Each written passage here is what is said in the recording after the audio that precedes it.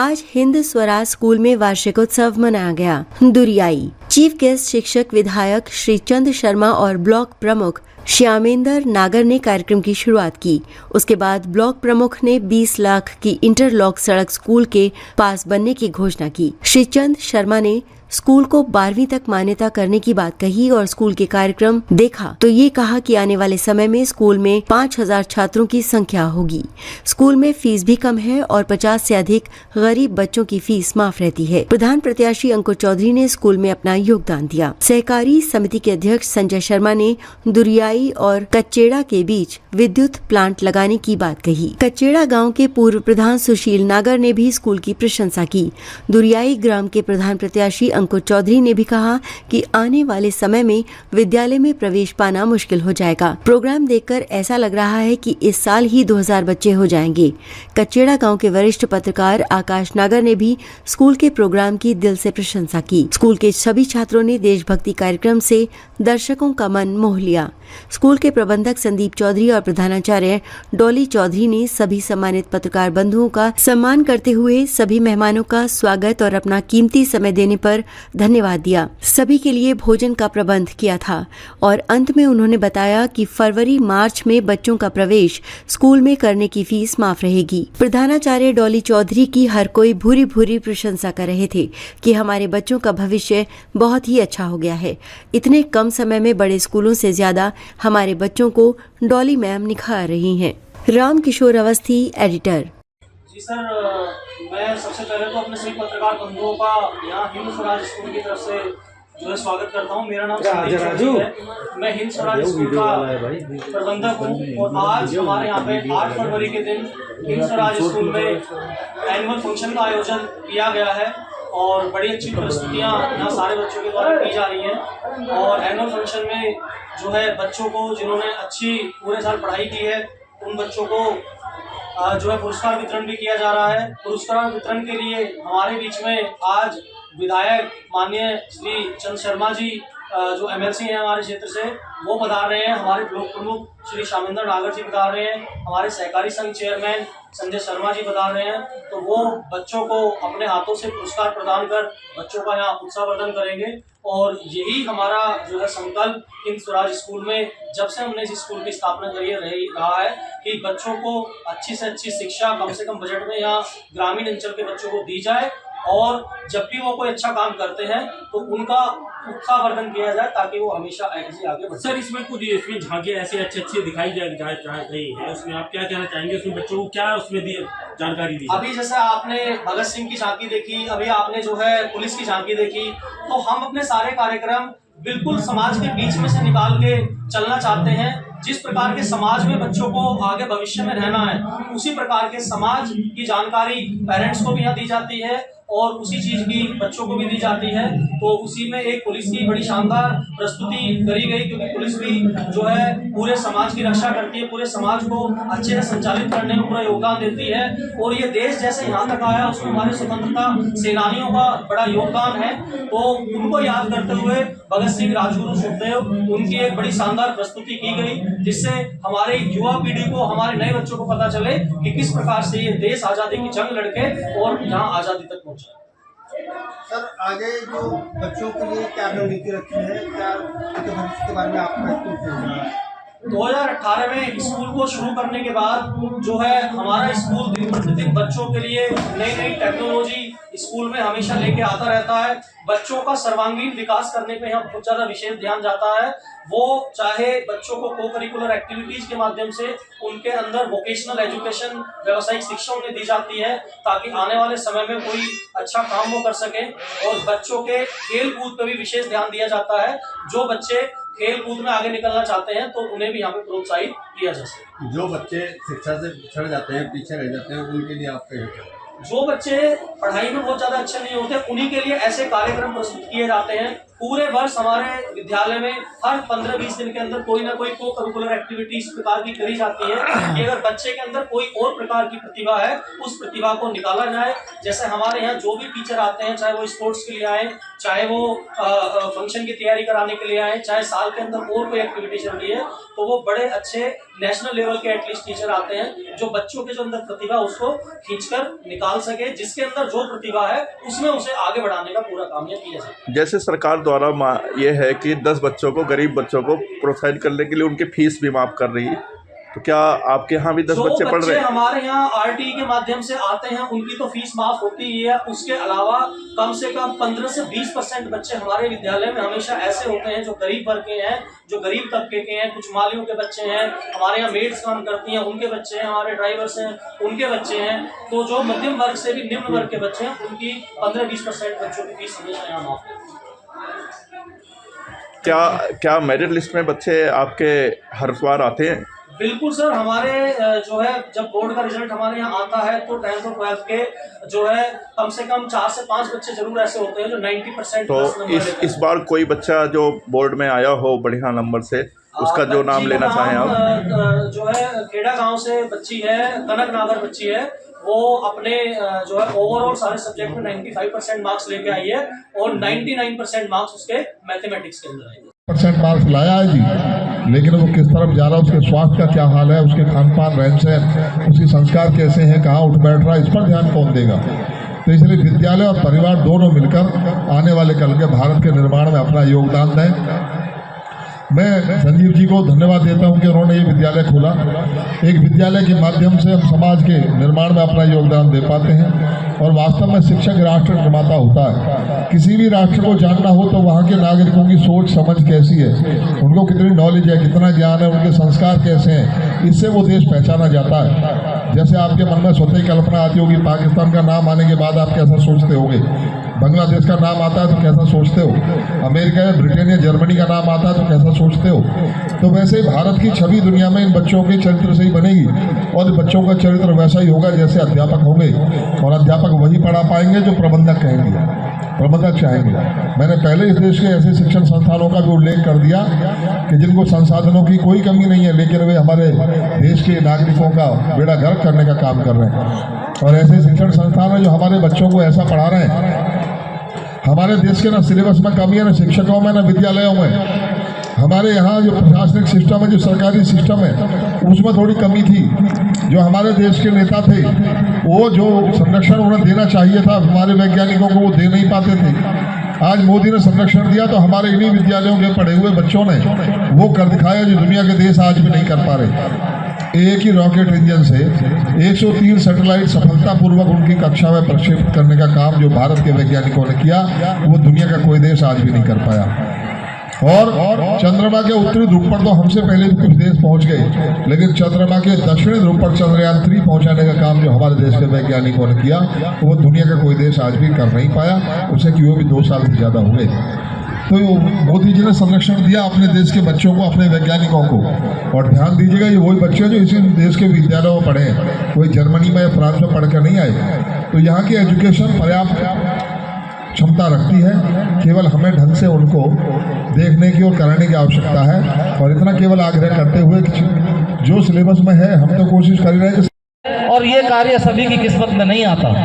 और जहाँ तक मैं हिंद स्वराज विद्या स्कूल की बात करता हूँ, मैं जानता हूँ कि आप पूरा स्टाफ बहुत मन से इन बच्चों को एक अच्छे नागरिक बनाने का प्रयास कर रहे हैं। इसलिए आप सभी को बहुत बहुत बधाई और बहुत बहुत शुभकामनाएं। साथियों, शिक्षा का क्षेत्र पैसे कमाने का क्षेत्र नहीं है, यह सेवा का क्षेत्र है।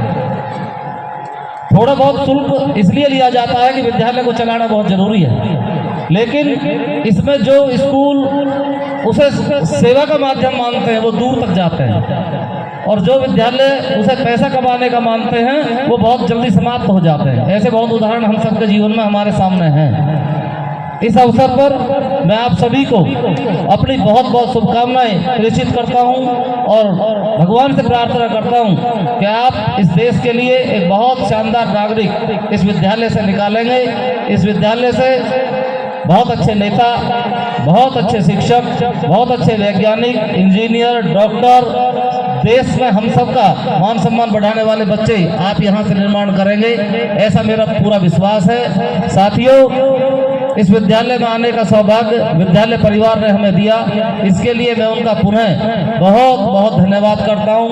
आप सभी का बहुत बहुत धन्यवाद। आप सभी के दर्शन करने का अवसर इस अवसर पर मिला, आपका बहुत बहुत धन्यवाद, बहुत बहुत आभार। जय हिंद, जय भारत।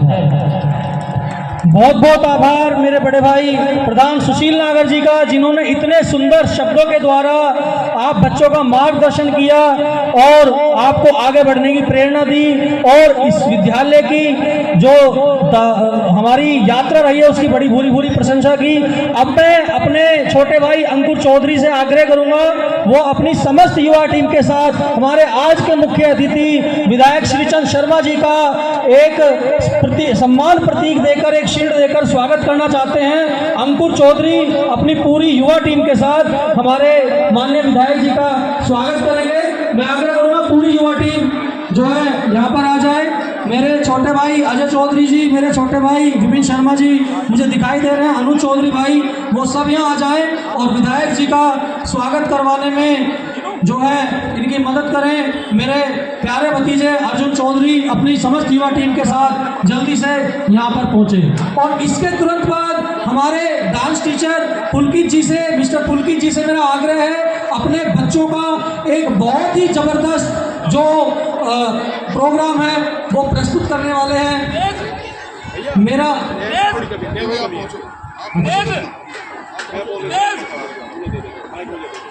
अभी मैं माननीय संजय शर्मा जी को माइक हैंडओवर करना चाहता हूँ। धन्यवाद मास्टर जी। समय का अभाव है, 5 प्रोग्राम लगे हुए हैं इनके, तो इनकी मजबूरी है थोड़ी सी जो है। चलो खैर, लेकिन देरी से आए हैं तो उसमें कुछ तो हर्जाना तो देना पड़ेगा, ये सीधी सी बात है। ये जनता आपका इंतजार कर रही थी करीबन 4 घंटे से। माननीय श्रीचंद शर्मा जी, माननीय सीताराम शर्मा जी, माननीय हमारे ब्लॉक प्रमुख जी सुशील प्रधान जी कचहरा से, सूरज प्रधान जी, धनु प्रधान जी,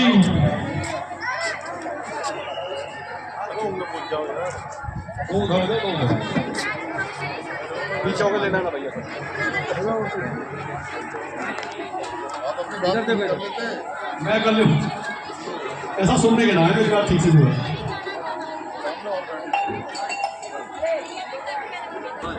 इसका आश्वासन आप हमें पूर्ण संपूर्ण दें। दूसरा, 200 मीटर रास्ता हम कहीं भी लगवाएं, 1 महीने के अंदर अंदर आप 200 मीटर रास्ता बनवाएंगे आप हमारा जो है। ये 2 ही काम है, ये जुर्माना है आप पे, रिक्वेस्ट मानो, जुर्माना मानो या कुछ भी मानो, वो आपकी बात है। जमीन सलाम करे, आसमान सलाम करे, यारो ऐसा काम करे जो दुनिया सलाम करे। विधायक जी, आपने वो इतिहास रचा है जो लगातार 9 बार से लगातार एमएलसी बनते आ रहे थे, उनका रिकॉर्ड तोड़ करके वो श्रीचंद शर्मा जी थे जिन्होंने उनका रिकॉर्ड तोड़ करके एमएलसी बन के आए। ये हमारे लिए बहुत गर्व की बात है। ऐसा कभी प्रमुख साहब ने भी किया था, जितना छोटा पद है वो उधर से उधर ले आए, लेकिन हमारे विधायक जी ने बहुत बड़ा काम किया है। चलिए सर, आप थोड़ा जल्दी में हैं। जय हिंद, जय भारत। धन्यवाद श्रीमान संजय शर्मा जी।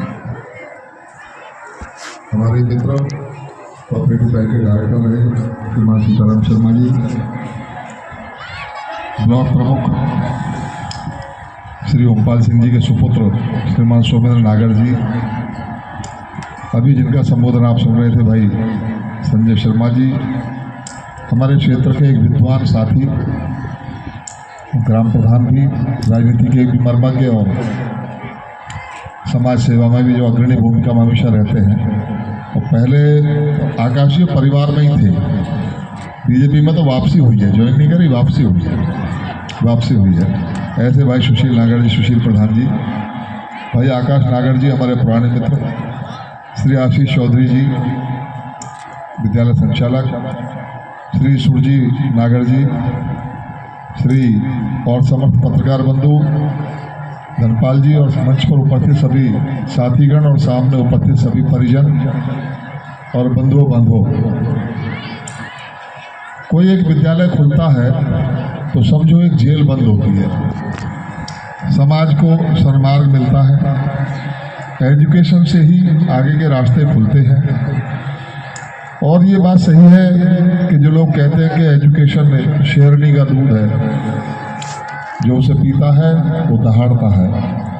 एजुकेशन होती है, विषय की समझ होती है तो आदमी बोल पाता है, शिक्षा नहीं होती तो बोल नहीं सकता। लेकिन शिक्षा भी कैसी है? शिक्षा तो उस्मा बिन लादेन ने भी ली थी।